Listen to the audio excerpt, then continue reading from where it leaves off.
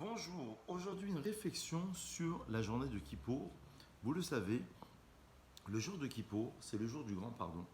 C'est le jour où Dieu a accepté le pardon concernant la faute du veau d'or. Lorsque les enfants d'Israël ont fait la faute du veau d'or, Moïse est monté auprès de Dieu pour lui réclamer ce pardon, le solliciter pendant 40 jours, du 1er Elul, vous le savez, jusqu'au 10 Tishri, le jour de Kippour. Et sa prière a été acceptée, agréée le jour de Kippour. C'est la raison pour laquelle, Salarti Kidvarecha, Dieu va dire à Moïse, j'ai pardonné selon ta demande, selon ta parole. Et donc ces 40 jours ont été institués comme étant des jours de slichot, de pardon. On se lève très tôt le matin et on adresse nos prières à Dieu. Le jour de Kippour, il y a plusieurs interdictions. L'interdiction de ne pas manger, de ne pas boire, de ne pas avoir de rapports conjugaux, de ne pas porter des chaussures en cuir et de ne pas s'enduire de crème ou de pommade ou de parfum. Il y a aussi 5 prières, et c'est là où je voulais vous amener ce matin. C'était vers cette réflexion essentielle de ce qui se passe le jour de Kippour. Alors, il y a 26 fois le Vaya Avor qui est prononcé. 26, c'est la valeur numérique du tétragramme du nom divin, Yud, Ke, Vav, Ke. Chaque lettre est en rapport avec une valeur numérique, 10, 5, 6, 5, ça fait 26.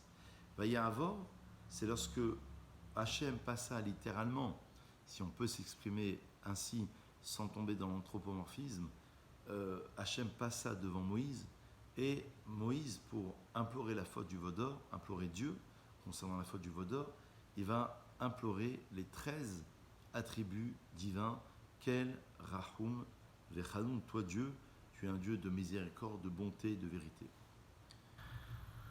Mais les 5 prières sont en relation avec quoi? On a la prière de Harvit, la veille de Kippour, en commençant par le Kol Nidré.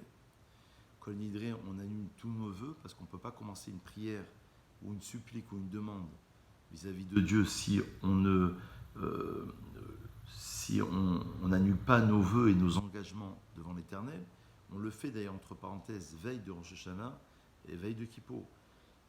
Dans le rite tunisien, ils le font le 20 Av et le 29 Av, 40 jours avant Rosh Hashanah et 40 jours avant Kippour. Mais le soir de Kippour, nous faisons Kol Nidré. La première prière est celle de Harvit. Le lendemain matin, il y aura Shacharit et Moussaf. Le Moussaf qui est la prière de la Avoda, du service que le grand prêtre devait faire lorsqu'il rentrait dans le temple, dans le Saint des Saints. Et il y aura ensuite, vous le savez, Mincha et Neila. Pourquoi 5 prières? Dans les jours de semaine, il y a 3 prières quotidiennes. Vous le savez forcément, les jours de fête ou de Shabbat ou de Chol HaMoed, il y a le Moussaf en plus, ce qui donne 4 prières. Et le seul jour pendant l'année où nous prononçons 5 prières, c'est le jour de Kippour. Le Harizal, révélé par son élève le Rabbi Chaim Vital, nous enseigne que ces 5 prières sont en relation avec les 5 niveaux de l'âme.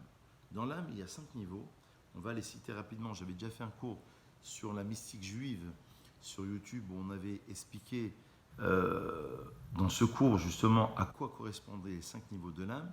Pour le dire grossièrement, Nefesh, c'est le corps. Ruach, c'est plutôt la parole, littéralement c'est l'esprit. Neshama, c'est dans la pensée, donc où il y a un petit peu, si vous voulez, l'action, la parole et la pensée. Et Chaya et Yechida, 4e et 5e niveau, c'est ce qui est makif, c'est ce qui va être au-dessus de l'esprit de l'être humain. Et donc, à chaque prière, il y a une correspondance. On passe de la prière de Harvit, qui correspond au premier niveau de l'âme, le lendemain matin au 2e niveau, 3e, 4e, et la 5e prière est en relation avec le niveau le plus haut, la prière de la Neila. Ça veut dire que, symboliquement, on dit, avant que les portes du ciel se referment, il nous reste quelques minutes à la fin de Kippour, quelques secondes, on peut encore adresser nos vœux à Dieu. Et on termine cette belle journée de Kippour avec Hachem Hu Haelokim à 7 reprises. Dieu est notre Dieu, Dieu est notre Dieu à 7 reprises.